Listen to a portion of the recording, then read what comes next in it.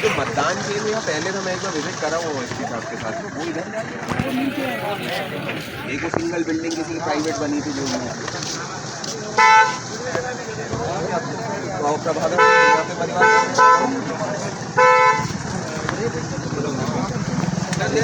निकल जान दो भाई।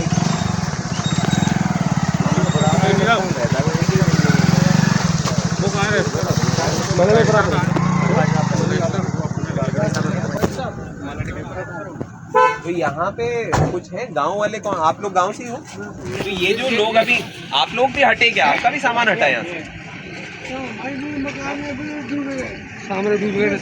तो अब एक बात ये भी तो बताओ, मैं ही तो यहाँ पर आया था 2 साल पहले जब मैंने भू अधिकार पत्र बांटे थे, उसके बाद बकायदा पूरी प्लॉटिंग हुई थी, सारी बातें हुई थी।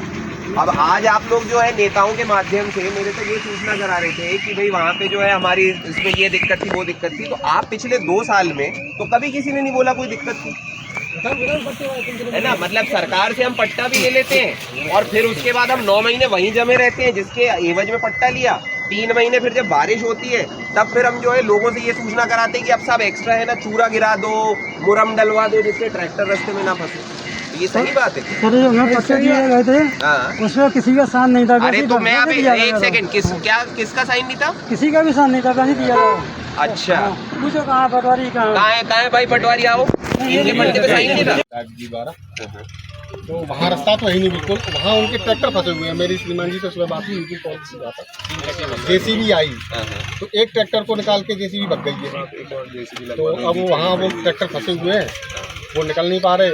अभी अपन रास्ते में चलेंगे, मैं बता भी दूंगा यहीं से। वहाँ पे अभी मैं नहीं जा रहा हूँ, नहीं यहीं से इसी रोड से अपन वापस चलेंगे। अभी जेसीबी जो लगे हैं, मैं आपका पॉइंट समझ लिया, जेसीबी अभी ये तत्काल भेज के ट्रैक्टर जो निकलवा दें, काम स्टार्ट। वही है कि एक बार जैसे शिवपुरी में जब था तो शिवपुरी में तो हर कभी दिख जाता था, वहाँ तो नदी नाले में कभी निकल आता था।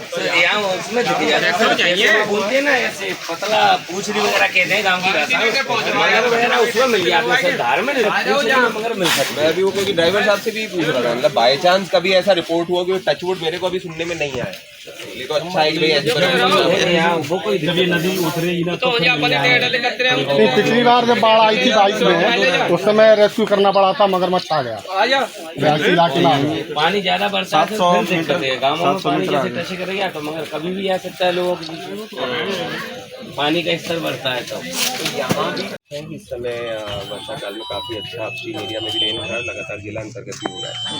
तो चंबल का जो हमारा 138 मीटर का डेंजर लेवल है, वर्तमान में चंबल इसके ऊपर लगभग 140 मीटर पे बह रही है। इस कारण ही 91 इस प्रकार के गाँव जिले स्तर पे चिन्हांकित किए गए थे जहाँ पे पानी बढ़ने की परिस्थितियों में बाढ़ जैसी स्थितियाँ बनती हैं।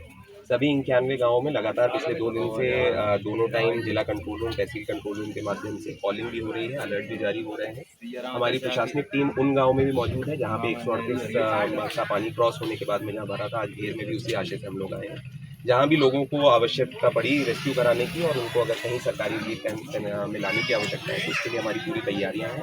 घेर में भी वर्तमान में खाने का प्रबंधन जो है विस्थापित लोगों के लिए किया गया और इसी प्रकार की गतिविधियां अन्य तहसील में अभी ऐसे कुछ भी नहीं है। आपको बताना चाहूँगा कि 2 घंटे पहले तक जौरा में ज़रूर 2 गाँव ऐसे थे, जौरा तहसील के, जहाँ पे रेस्क्यू चल रहा था। वो लोग भी केवट मल्ला समाज के लोग थे जो लोग फिशिंग और इस प्रकार की अपनी बोट्स के साथ ही आगे एरियाज में गए थे, तो उन लोगों के रेस्क्यू का काम था, तो वो भी अभी